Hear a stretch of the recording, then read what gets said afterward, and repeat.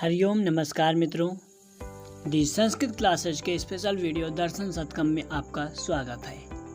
इस वीडियो में हम लोग जानेंगे दर्शन से संबंधित 100 अति महत्वपूर्ण प्रश्न जो UGC net GRF 73 code and 25 code plus TGT PGT इत्यादि परीक्षाओं में लगातार पूछे जा रहे हैं और आगे भी पूछे जाने की संभावना है। तो वीडियो को लास्ट तक ज़रूर देखें, वीडियो आपके बहुत ज़्यादा उपयोगी होने वाला है। और अगर आप चैनल पर नए हैं तो चैनल को सब्सक्राइब कर लीजिए और वीडियो को लाइक भी कर दीजिए। तो चलिए शुरू करते हैं। सबसे पहला क्वेश्चन है, तर्क संग्रहानुसारम आत्ममात्र वृत्ति विशेष गुणो भवति। प्रश्न है कि तर्क संग्रह के अनुसार ऐसा कौन सा गुण है जो केवल आत्मा में रहता है और वह विशेष गुण हो। तो दिए गए ऑप्शन में सही जवाब हो जाएगा प्रयत्न। इसकी व्याख्या देख लेते हैं। बुद्ध्यादयो अष्टाव आत्ममात्र विशेष गुणाः। बुद्धि आदि येषां ते बुद्ध्यादयः। बुद्धि आदि में जिसके है उसे बुद्ध्यादि कहते हैं और ऐसे को 8 तो हो जाएंगे बुद्धि, सुख, दुख, इच्छा, द्वेष, प्रयत्न, धर्म, अधर्म। ये जो मैंने आपको 8 गुण गिनाया ये क्या हैं? बुद्ध्यादि हैं और ये आत्मा में रहने वाले विशेष गुण हैं। बुद्धि, इच्छा, प्रयत्न द्विविधा। बुद्धि, इच्छा और प्रयत्न 2 प्रकार के होते हैं, नित्य अनित्याश्च। नित्य और अनित्य के भेद से, अर्थात बुद्धि 2 प्रकार की होती है, नित्या बुद्धि और अनित्या बुद्धि। इच्छा 2 प्रकार की होती है, नित्या इच्छा और अनित्या इच्छा। तथा प्रयत्न भी 2 प्रकार का होता है, नित्य प्रयत्न और अनित्य प्रयत्न। नित्य ईश्वरस्य, अनित्य जीवस्य। ईश्वर में रहने वाली बुद्धि, इच्छा, प्रयत्न नित्य होता है, क्योंकि ईश्वर नित्य होता है तो उसकी जो बुद्धि होती है वह भी नित्य होती है। लेकिन हम जैसे जीवों में रहने वाली जो इच्छा होती है वह नित्य नहीं होती है। अभी मुझे किसी चीज़ की इच्छा होती है लेकिन कुछ समय के बाद वो इच्छा नहीं रहती है। तो इस प्रकार से हम लोगों की जो इच्छाएं होती हैं वो क्या होती है? अनित्य होती हैं। अगले प्रश्न की तरफ चलते हैं। अगला क्वेश्चन है, सांख्य मते ज्वरः कीदृशं दुःखम। जैसा कि हम लोग पहले के वीडियो में पढ़ चुके हैं, सांख्य मत में 3 प्रकार के दुख बताए गए हैं, आध्यात्मिकम, आदि भौतिकम, आदि दैविकम। तो सांख्य के मत में ज्वर अर्थात जो बुखार होता है वो आध्यात्मिक दुख होता है। ये आप लोग देख चुके हैं, उत्तर में हमने पहले से इसको कोष्टक में रखा है और इसकी व्याख्या को भी देख लेते हैं। सांख्य कारिका की पहली कारिका है, ईश्वर कृष्ण जी लिखते हैं, दुःखत्रयाभिघाता जिज्ञासा तदपघात के हेतव दृष्टे सापार्था चेन्नैकांतात्यंततो भावात्। देखिए, सांख्य कारिका अथवा सांख्य दर्शन में 3 प्रकार के दुख बताए गए हैं, आध्यात्मिक, आधिदैविक और आधिभौतिक, जिसकी नीचे आपको हिंदी में व्याख्या मिल जाएगी। आप वीडियो को पॉज करके देख सकते हैं। मैं आपको यहाँ पर इतना बता देता हूँ कि जो शारीरिक दुख होता है अथवा मानसिक दुख होता है वह आध्यात्मिक होता है और बुखार शारीरिक दुख है इसलिए वो आध्यात्मिक होता है। आधिदैविक उसे कहते हैं जो देवताओं के द्वारा हमको प्राप्त होता है, जैसे कभी बहुत अधिक सर्दी पड़ने के कारण अथवा बहुत अधिक गर्मी पड़ने के कारण, ओले पड़ने के कारण पत्थर से, अथवा बरसात में हमें क्या कभी दुख होता है, कभी खुशी मिलती है, तो इसे बोलते हैं आधिदैविका। और जो पशु पक्षियों के द्वारा होता है उसे बोलते हैं आधिभौतिक। मान लीजिए किसी व्यक्ति को किसी कुत्ते ने काट लिया तो उससे जो कष्ट हुआ वह आधिभौतिक हुआ। आगे चलेंगे। अगला क्वेश्चन है, सांख्य कारिकानुसारम विपर्ययस्य विषये समीचीनम कथनम अस्ति। सांख्य कारिका के अनुसार विपर्यय के विषय में दिए गए ऑप्शन में सही कथन क्या है? तो जवाब हमने पहले से ही अंडरलाइन करके रखे हैं, मोहः अष्टविधः। मोह 8 प्रकार का होता है, ये विपर्यय के विषय में सही कथन है और इसका हम व्याख्या देख लेते हैं। तो 48 नंबर की कारिका है, ईश्वर कृष्ण जी लिखते हैं, भेदस्तमसोष्ट विधो मोहस्य च 10 विधो महामोहः ताम मिश्रोष्टा 10धा तथा भवति अंधता मिश्रः। विपर्यय 5 प्रकार के होते हैं। 5 प्रकार के विपर्ययों का वर्णन ईश्वर कृष्ण जी सांख्य कारिका में करते हैं। कौन कौन से? तमः, मोहः, महामोहः, तामिश्रः और अंधतामिश्रः। ये भेद उपभेद से 62 प्रकार के हो जाते हैं, जो कि आपको पूरा दिख रहा है कंप्यूटर स्क्रीन पे, मोबाइल की स्क्रीन पे। इसका आप लोग स्क्रीनशॉट लेकर रख सकते हैं। जो मैं व्याख्या कर रहा हूँ आप हो सके तो नोट्स बनाते चलिए, क्योंकि ये जो है देखिए PDF बनाने में बहुत समय लगा है। हमने बहुत रिसर्च करके बहुत मेहनत से बनाए हैं और हमारा उद्देश्य है कि आपको आपकी परीक्षा में काफ़ी मदद मिल पाए। तो चलिए आगे चलते हैं। अगला क्वेश्चन है, न्यायमते तंतु संयोगः पटस्य कीदृशं कारणम। तो उत्तर है असमवायी कारणम, और व्याख्या भी कर लेते हैं असमवायी कारण क्यों है। तो सबसे पहले तो हम ये जान लेते हैं कि न्याय के मत में कारण 3 प्रकार के होते हैं। कौन कौन से? समवायी, असमवायी, निमित्त। एक समवायी कारण होता है, एक असमवायी कारण होता है, और जो तीसरा होता है वो होता है निमित्त कारण। सबसे पहले समवायी कारण को समझते हैं। यत् संवेतम कार्यम उत्पद्यते तत् समवायी कारणम यथा तंतवः पटश्च स्वगत रूपा देहे। तर्क संग्रह की पंक्ति है और ये अन्नम भट्ट जी लिखते हैं। यत् का अर्थ है यस्मिन, अर्थात जिसमें, संवेतम होता है समवाय संबंध से रहते हुए। जिसमें समवाय संबंध से रहकर कार्य उत्पन्न होता है वह समवायी कारण होता है। जैसे कि घट जो होता है वो कपाल में रहकर उत्पन्न होता है, अथवा तंतु मतलब होता है धागा, ठीक है, तंतु मतलब होता है धागा। पट धागे में रहकर उत्पन्न होता है। यदि धागा नहीं रहेगा तो पट नहीं रहेगा, इसलिए पट धागे में रहकर उत्पन्न होता है। अतः पट का जो धागा है वो क्या है? समवायी कारण है, ठीक है।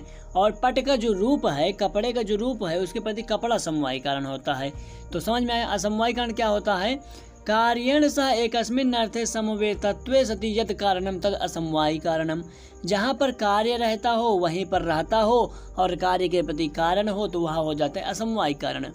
जैसे तंतु संयोग तंतु में रहता है। तंतु अर्थात धागा, धागे का संयोग जो है वो धागे में रहता है, और जब तक धागा नहीं होगा, जब तक धागे का संयोग नहीं होगा तब तक पट नहीं बनेगा। तो पट के निर्माण में तंतु संयोग कारण है, तो यहाँ असमवायी कारण हो जाएगा। और समवायी असमवायी से जो भिन्न कारण होता है तद उभयम भिन्नम कारणम निमित्त कारणम। तो आगे चलेंगे। वीडियो अगर आपको उपयोगी लग रहा है तो वीडियो को लाइक ज़रूर करें, और कोई भी वीडियो मिस ना होने पाए इसी प्रकार की वीडियोज पाने के लिए, संस्कृत से तैयारी करने के लिए हमारे चैनल को सब्सक्राइब जरूर करें। तो अगला प्रश्न है, तर्क भाषानुसारम साक्षात्कारी प्रमाकरणम किम। तर्क भाषा के अनुसार साक्षात्कारी प्रमाकरण का जो लक्षण है, अथवा क्षम्यताम साक्षात्कारी प्रमाकरणम किम, ठीक है। तर्क भाषा के अनुसार साक्षात्कारी प्रमा का करण क्या होता है? जवाब है प्रत्यक्षम, ठीक है। जो साक्षात्कारी प्रमा होती है उसका करण कौन होता है? प्रत्यक्ष होता है। तर्क संग्रह में आपको बताया गया था कि 4 प्रमा होती हैं और उनके 4 करण होते हैं, उनको प्रमाण बोलते हैं। तो वहाँ पर हम लोगों ने पढ़ा था प्रत्यक्ष प्रमा का करण प्रत्यक्ष प्रमाण होता है। यहाँ पर प्रत्यक्ष प्रमा को साक्षात्कारी प्रमा के नाम से तर्क भाषाकार ने रखा है। आगे देख लेते हैं इसका व्याख्या। तो व्याख्या करते हुए तर्क भाषाकार लिखते हैं, साक्षात्कारी प्रमाकरणम प्रत्यक्षम। साक्षात्कारी प्रमा का जो करण होता है वो क्या होता है? प्रत्यक्ष प्रमाण होता है। साक्षात्कारिणी चा प्रमा सा एव उच्यते या इंद्रियजा। साक्षात्कारी प्रमा उसे ही कहा जाता है जो इंद्रियों के द्वारा जन्य होती है। यहाँ पर प्रत्यक्ष का अर्थ आपको सिर्फ चक्षु इंद्रिय के द्वारा अर्थात आँख से देखा गया ही नहीं लेना है, अर्थात आँख के साथ साथ अगर आपको त्वक इंद्रिय के द्वारा भी कुछ ज्ञान हो रहा है तो वो भी प्रत्यक्ष से जाना जाएगा। और ये जो साक्षात्कारी प्रमा होती है साचा द्विधा, वह 2 प्रकार की होती है, सविकल्पक और निर्विकल्पक के भेद से। फिर से आपको कह रहा हूँ कि प्लीज़ आप लोग रफ कॉपी लेकर बैठिए और इसको नोट्स बनाते चलिए, बहुत इंपॉर्टेंट है, आपको परीक्षा में ज़रूर ये काफ़ी मदद करेगा। अगला क्वेश्चन है, हेतुमन्निष्ठ विरहा प्रतियोगिना साध्यन हेतोः एकाधिकरण्यम किम। जवाब हो जाएगा व्याप्ति ही। ये व्याप्ति का लक्षण है, तो इसे भी याद रखेंगे। अथवा हेतुमन्निष्ठ विरहा प्रतियोगिना साध्यन हेतोः एकाधिकरण्यम व्याप्ति ही उच्यते। तो यहाँ पर व्याख्या करने जैसा कुछ है नहीं। तर्क भाषाकार के अनुसार व्याप्ति का लक्षण इस प्रकार से है, तो आप लोग याद कर लीजिए इसे, क्योंकि कभी पूछा जा सकता है 4 लक्षण दे दिया और पूछा गया तर्क भाषाकार के अनुसार व्याप्ति का लक्षण क्या है। तो आगे चलते हैं, अगला क्वेश्चन है प्रामाण्यम स्वतः अप्रामाण्यं च परतः भवतीति केषां मतम्। प्रामाण्यम स्वतः अप्रामाण्यं च परतः भवतीति केषां मतम्। देखिए प्रामाण्य जो होता है वो स्वतः अप्रामाण्य होता है दूसरों के लिए। भवतीति केषां मतम्, प्रामाण्यम स्वतः जो प्रामाण होता है वही अप्रामाण हो जाता है अन्यों के लिए अथवा पीछे। परतः भवतीति किसके मत में? ऐसा मीमांसकों का मत है कि जो प्रामाण्य होता है वह स्वतः अप्रामाण्य हो जाता है। तो इसकी व्याख्या कर लेते हैं। प्रमाणत्वे स्वतः सांख्या समाश्रिताः नैयायिकास्ते परतः सौगताश्चरमं स्वतः प्रथमं परतः प्राहुः प्रामाण्यं वेदवादिनः प्रमाणत्वं स्वतः प्राहुः परतश्च प्रमाणताम्। तो प्रमाण को कौन किस प्रकार से मानता है, यहाँ पर इस कारिका में यही दिया गया है कि प्रमाणत्वात् प्रमाणत्वे स्वतः सांख्या समाश्रिताः। सांख्यों के मत में प्रमाण किस प्रकार से है कि सांख्यों के मत में क्या है, तो प्रमाणत्वा अप्रमाणत्वे स्वतः, प्रमाण जो होता है वो अप्रमाणत्व स्वतः होता है। नैयायिकाः ते परतः, नैयायिकों के मत में क्या होता है, परतः सौगताश्च चरमं स्वतः। तो इस प्रकार से आपको ये कारिका को याद रखना है। वेदवादिना से हमें यहाँ पर वेदांतियों को लेना है और आगे चलेंगे। न्याय नये त्रैकालिक संसर्गावच्छिन्न प्रतियोगिता कः अभावः कः भावः, इसको बोलते हैं अत्यंताभावः। तर्क संग्रहकार के अनुसार, अन्नम भट्ट जी के अनुसार ये अत्यंताभाव का लक्षण है। तर्क संग्रह की मूल पंक्ति है त्रैकालिक संसर्गावच्छिन्न प्रतियोगिता को भावः अत्यंताभावः। त्रैकालिक संसर्गावच्छिन्न प्रतियोगिता को अभाव, अर्थात कोई ऐसा अभाव जो तीनों काल में ना रहता हो, जैसे शशक श्रृंग, वहाँ पर ग्रंथकार ने उदाहरण दिया है। शशक श्रृंग अर्थात होता है खरगोश का सींग। खरगोश का सींग देखिए, न तो कल था, न तो आज है, न तो कल होगा। तो त्रैकालिक संसर्गावच्छिन्न, तीनों काल में इसका क्या हो गया, अभाव हो गया, इसलिए क्या होता है, अत्यंत अभाव है, कभी नहीं है। तो इसके जरा ऑप्शन को देख लेते हैं। प्राग भाव वह अभाव होता है जो अभी अभाव है लेकिन कुछ देर में वो अभाव क्या होगा, समाप्त हो जाएगा। जैसे मैं अभी आपको पढ़ा रहा हूँ अथवा मैं अभी जग रहा हूँ, तो अभी मैं सो नहीं रहा हूँ, तो अभी मेरे सोने का अभाव है, ये है प्राग भाव। मेरे सोने के बाद प्राग भाव क्या हो जाएगा, ध्वंस हो जाएगा, ठीक है, तो वो क्या हो जाएगा, उसका नाश हो जाएगा। उसी प्रकार होता है प्रध्वंसा भाव, ठीक है। प्रध्वंसा भाव क्या होता है, अभाव होने के पहले जो अभाव होता है उसे बोलते हैं प्रध्वंसा भाव। और अन्योन्या भाव होता है अन्य में अन्य का अभाव। राम में श्याम का अभाव है, श्याम में राम का अभाव है।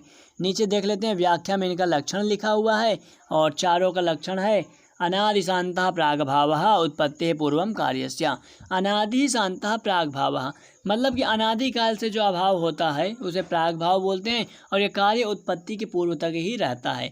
जैसे कोई घट अभी बना नहीं है तो उस घट के बनने तक उस घट का क्या है, प्रागभाव है, और घट बनने के बाद उसका क्या हो जाएगा, वो अभाव समाप्त हो जाएगा।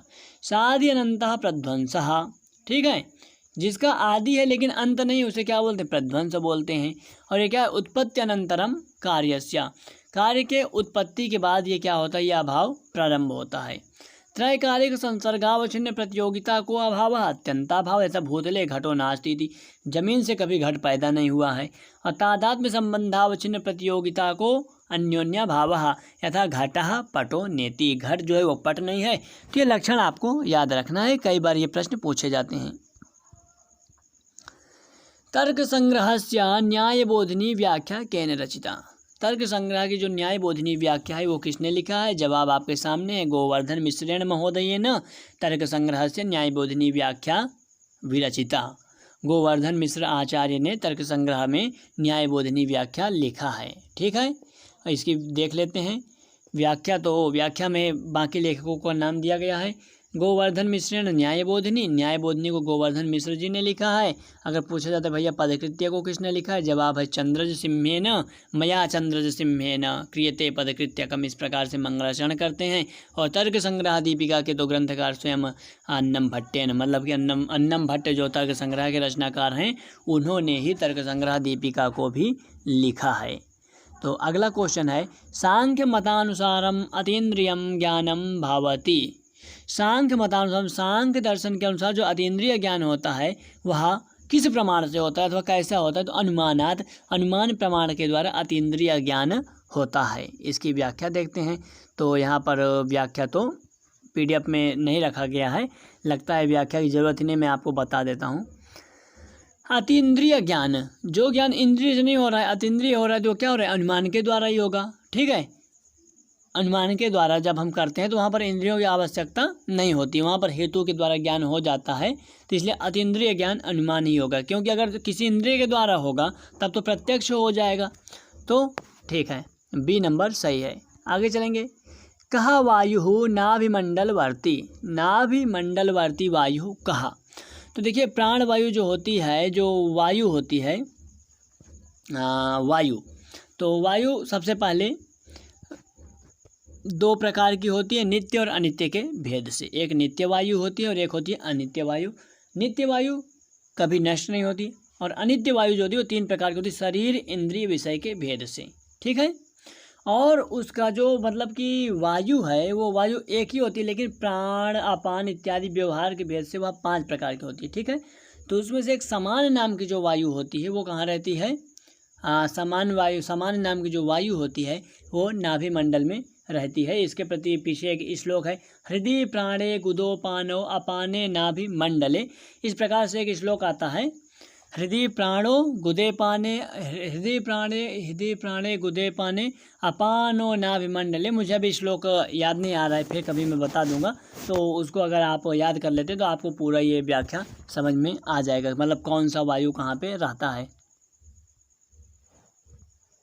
हाँ, ये देखिए नीचे व्याख्या में हमने पहले से लिखा ही था, याद नहीं आ रहा था। हृदय प्राणो गुदेपानः समानो नाभिमंडले उदानः कंठदेशे स्याद् व्यानः सर्वशरीरगः। तो ये जो वायु है ये यद्यपि एक प्रकार की ही होती है, लेकिन स्थान भेद से इसको 5 प्रकार का माना गया है। तो प्राण, अपान, व्यान, उदान और समान। जैसा कि हम लोग व्यवहार करते हैं, प्राणाय स्वाहा, अपानाय स्वाहा, व्यानाय स्वाहा, उदानाय स्वाहा और समानाय स्वाहा, तो वहाँ पर हम 5 वायुओं को ही नमस्कार करते हैं, स्वाहा स्वधा करते हैं।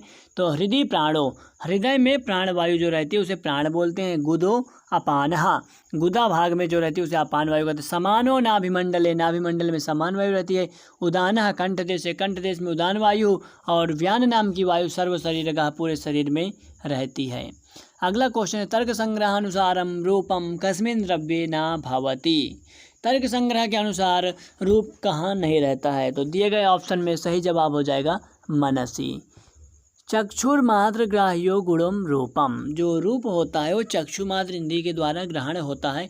तच्च, तच्च अर्थात वह रूप शुक्ल नील पीत रक्त हरित कपिस चित्र भेदा सप्तविधम। चक्षु, ओनली चक्षु इंद्रिय के द्वारा, मतलब आँख के द्वारा ग्रहण होने वाले गुण को रूप कहते हैं। और वह 7 प्रकार का होता है, शुक्ल नील पीत रक्त हरित कपिस और चित्र के भेद से। पृथ्वी जल तेजो वृत्ति, यह जो रूप है पृथ्वी जल तेज 3 जगह रहता है, मन में नहीं रहता है। तत्र अर्थात वह रूप पृथ्वी जल तेज में तो रहता है, लेकिन पृथिव्याम सप्तविधम, पृथ्वी में 7 के 7 दिखते हैं। शुक्ल नील पीत रक्त हरित कपिस चित्र, 7 रूप पृथ्वी में आपको दिख जाएंगे।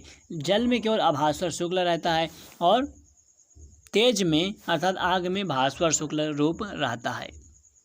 अगला क्वेश्चन, स्मृति ही कतिविधा तर्क संग्रहानुसारम। तर्क संग्रह के अनुसार स्मृति कितने प्रकार की हैं? 2 प्रकार की होती हैं भैया, स्पष्ट है एकदम। बहुत सरल क्वेश्चन है लेकिन कई बार रिपीट हुआ इसलिए हमने यहाँ पर रखा है। और इसकी व्याख्या देख लेते हैं। ग्रंथकार ने इसको स्मृति का निरूपण करते हुए लिखा है, अन्नम भट्ट ने, स्मृति अपि द्विविधा यथार्थ अयथार्था च। स्मृति 2 प्रकार की होती है, यथार्थ स्मृति और अयथार्थ स्मृति। प्रमाजन्य यथार्थ, प्रमा के द्वारा जन्य यथार्थ स्मृति होती है और अप्रमाजन्य अयथार्थ। तो समझ में आया, आगे चलते हैं। अगला क्वेश्चन चार्वाक दर्शन से है। चार्वाक दर्शनानुसारम पृथिव्यादीनि तत्वानि कति। चार्वाक दर्शन के अनुसार पृथिव्यादि तत्व कितने प्रकार के हैं? जवाब है 4 प्रकार के, ओनली 4 प्रकार के। पृथ्वी, जल, तेज, वायु, न काशो महाभूतम।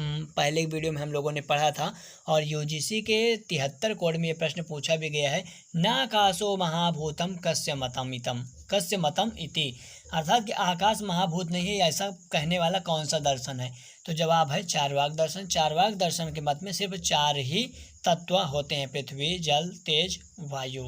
यहाँ पर देखिए व्याख्या में भी दिया गया है, तत्र पृथिव्यादीनि भूतानि चत्वारि तत्वानि तेभ्य एव देहाकार परिणतेभ्यः किण्वादिभ्यः मदशक्तिवद चैतन्यम उपजायते। तत्र चत्वारि भूतानि भूमि वार्य नीलानलाः चतुर्भ्यः खलु भूतेभ्यः चैतन्यम उपजायते। तत्र अर्थात चार्वाक दर्शने पृथिव्यादीनि, पृथ्वी, जल, तेज, वायु, यही 4 भूत होते हैं। तेभ्य एवं, इन्हीं 4 भूतों के द्वारा देहाकार, ये 4 भूत पृथ्वी, जल, तेज, वायु देहाकार होकर हमारे शरीर में क्या होते हैं? परिवर्तित हो जाते हैं।